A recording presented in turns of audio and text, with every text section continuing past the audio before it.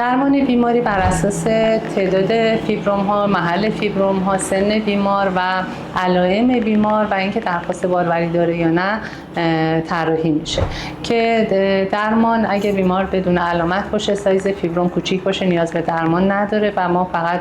بیمار رو ابزرو میکنیم. ولی در صورتی که علائم برای بیمار ایجاد کرده باشه و یا عوارض درد لگنی و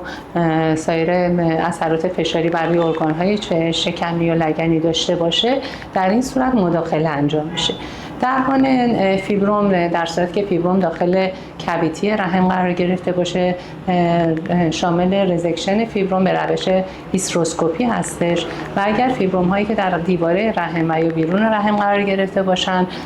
روش های درمانی دیگه استفاده میشه. یکی از روش های درمانی روش های اولتراسونیک هستش که با گاید MRI انجام میشه، روش های آمبولیزیشن شریان رحمی که در موارد خاصی طراحی میشه و انجام میشه و روش های جراحی که روش های جراحی شامل جراحی باز و جراحی های لاپاراسکوپیک هستش که این رو هم پزشک بر اساس شرایط فیبروم و شرایط